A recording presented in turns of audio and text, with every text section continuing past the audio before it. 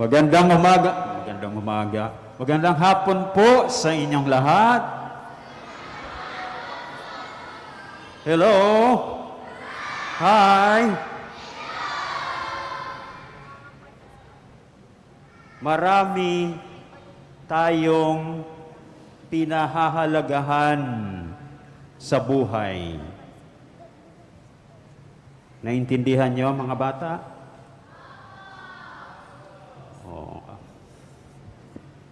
So maaring ang pinahahalagahan natin ay pera o kayamanan, kaya puro trabaho o puro negosyo na lamang ang buhay. Amen ba yan? O maaring kapangyarihan, kaya puro politika na lamang ang buhay. Amen din ba yan? O kasikatan, kaya puro na lamang showbiz ang buhay. Amen? O kahalayan. Kaya puro na lamang porn. Itong mga bata ngayon, porn, nakaka-access na sila ng porn. O, nangingiti kayo, no? Di ba? O, motels ang buhay. Pero, para sa ating mga tagasunod ni Kristo, dapat may dalawang pinakamahalaga sa buhay. At dahil pinakamahalaga sa buhay, mayroon po tayong pinakamahalagang tungkulin. So ito ang isa sa mga aral na nais iparating sa atin ng alin? 30 linggo sa karaniwang panahon. So una, para sa ating mga tagasunod ni Kristo, dapat may dalawang pinakamahalaga sa atin. Sa aling pagbasa natin ito, matutunghayan.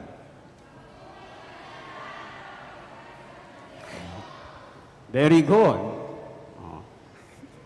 Sa mabuting balita o ebanghelyo ayon kay San Mateo. Dahil dito, sinasabi ng ating Panginoon ang dalawang pinakamahalagang utos. Yung pinakamahalagang utos na may kinalaman, kanino? Sa Diyos.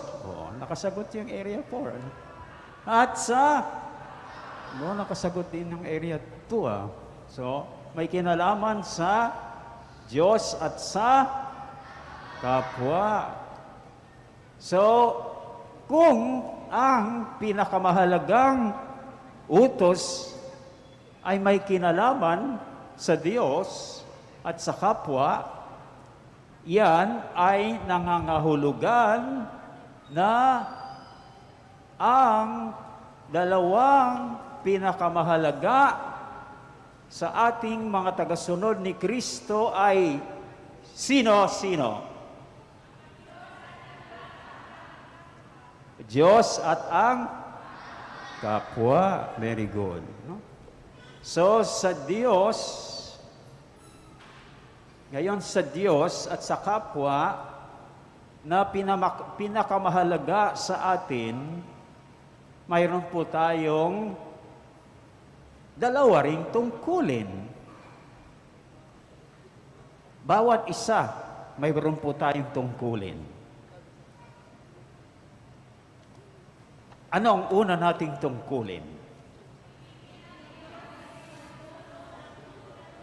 ay ibigin ang Diyos. Tapos na po yun. Ibigin ang Diyos. Anong ikalawa, area 4? Ibigin ang kapwa. Ngayon, paano natin malalaman na ang sarili ay ang ating kapwa ay pinakamahalaga sa atin? At anong patunay na ang Diyos ay pinakamahalaga sa atin?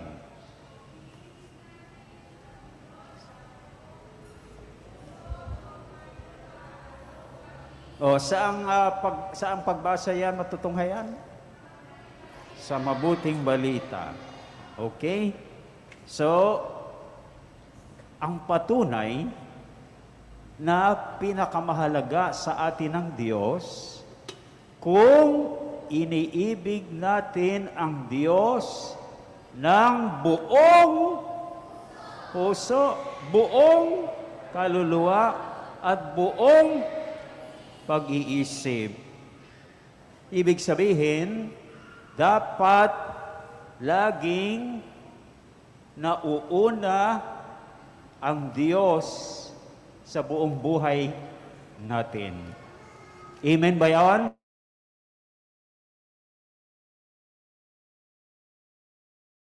Buhay natin,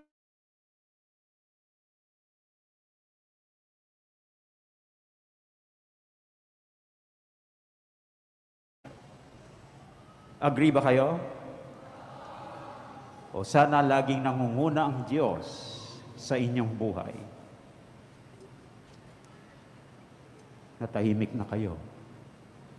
Dahil kapag lagi siyang nangunguna, ay yan ang patunay na siya nga ang pinakamahalaga sa atin. Naintindihan niyo? Maliwanag po ba yun? Ngayon, ang patunay naman na pinakamahalaga sa atin ang ating kapwa ay ano?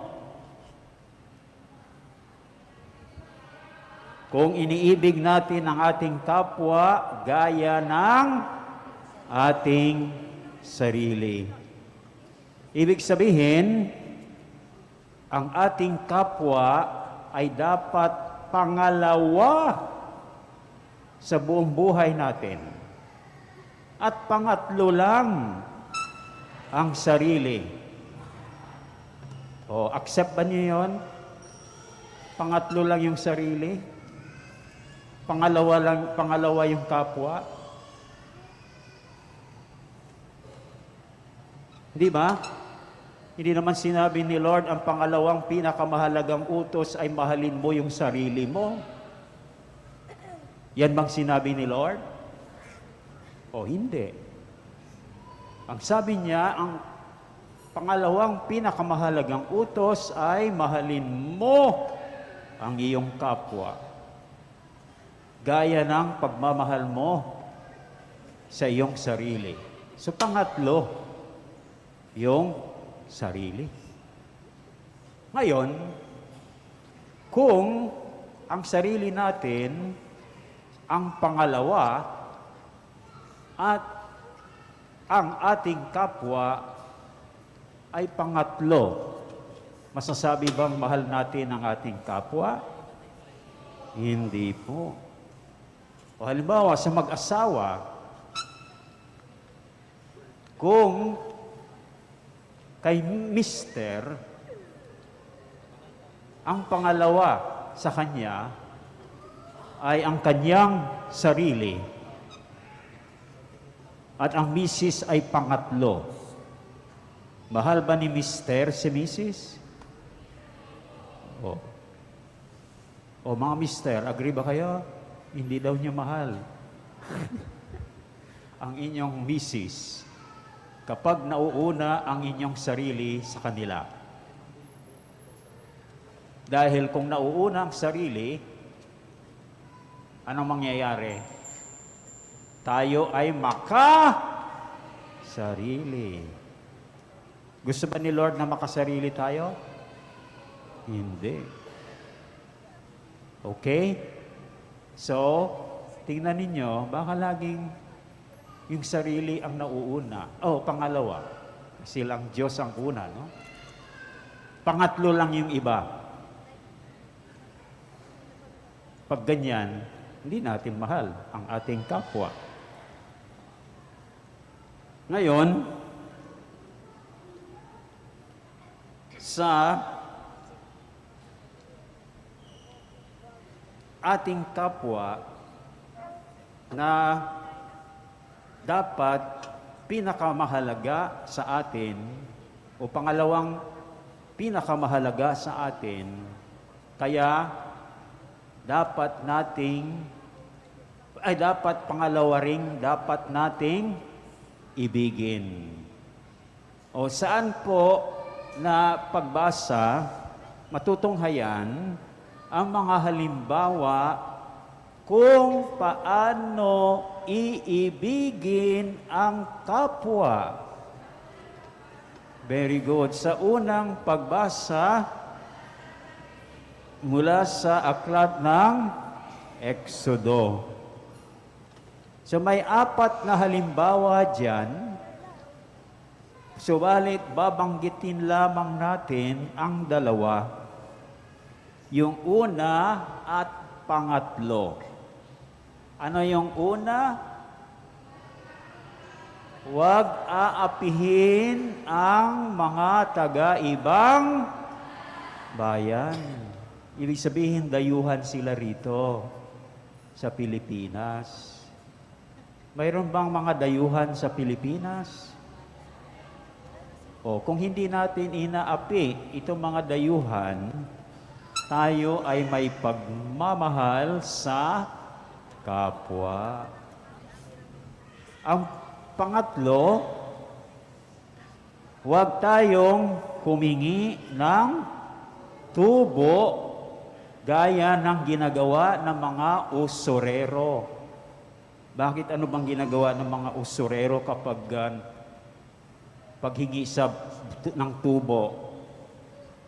Humihingi sila ng sobrang tubo. Ba, yun yun ang Tagalog, interest.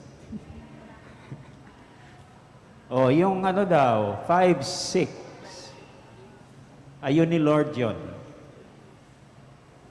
So, kapag nangungutang sa atin ang ating kapwa, pwede tayong humingi ng tubo, pero wag sobra-sobra. Kapag nangungutang sa atin ang ating kapwa o kababayang mahihirap. Kasi mahirap na nga eh. Bakit tayo hihingi ng sobra-sobrang tubo? Dapat nga tulungan natin ang mahihirap. Amen? So, siguro ang isa ring bagay na dapat alamin natin, kapag tayo nangungutang, anong gagawin natin? Hindi natin babayaran? Hindi na kayo sumasagot eh. Ang utang ba'y babayaran o hindi? Oh, hindi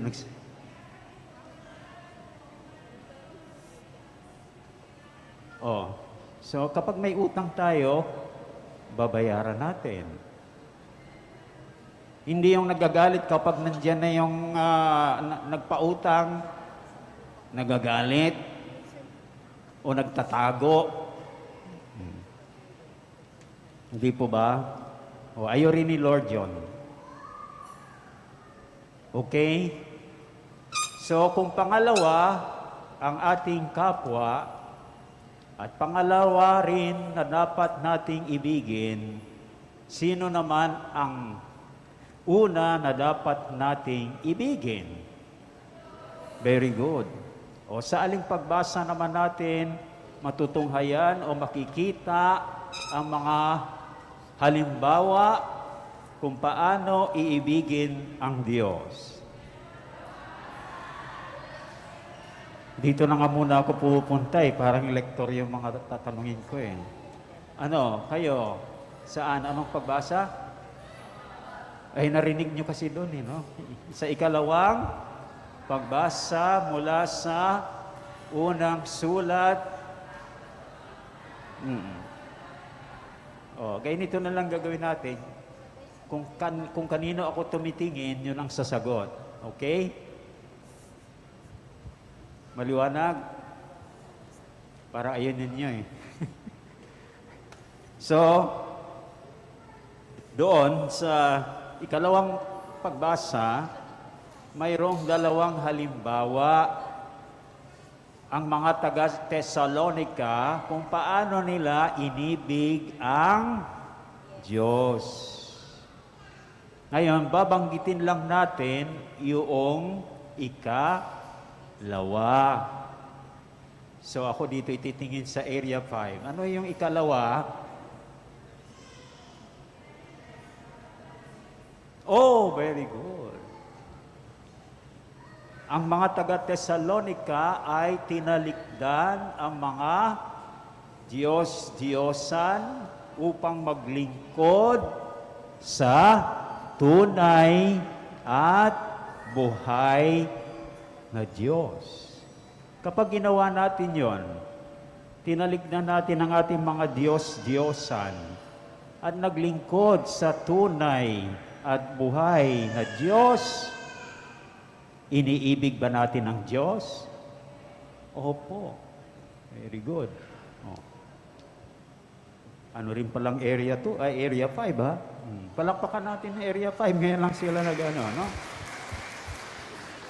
So, tayo ay may Diyos-Diyosan kung mayroong mga nangunguna at pinakamahalaga sa atin maliban sa Diyos. Maaring nabanggit ko na kanina, kayamanan, kapangyarihan, kasikatan, kahalayan, kapag ito ang mga nauuna at pinakamahalaga sa atin, ito ay nagiging mga alin? Mga idol daw. Ano sa Tagalog? Diyos. Diyosan. Pero hindi tayo dapat magkaroon ng Diyos-Diyosan. Ang dapat mayroon lang tayo ay Diyos. So ngayon, mga kapatid, alam na po natin ang gawin natin kung paano ibigin ang kapwa. Alam na po ba natin? Naku, nawala na agad. Alam na po ba natin kung paano ibigin ang kapwa? Pang-ilan ang kapwa?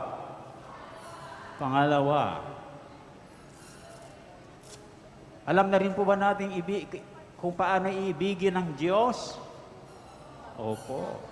So gawin po natin para ang ating magandang halimbawa ay maghikayat din sa iba upang ang Diyos at ang kapwa ay maging pinakamahalaga sa kanilang buhay.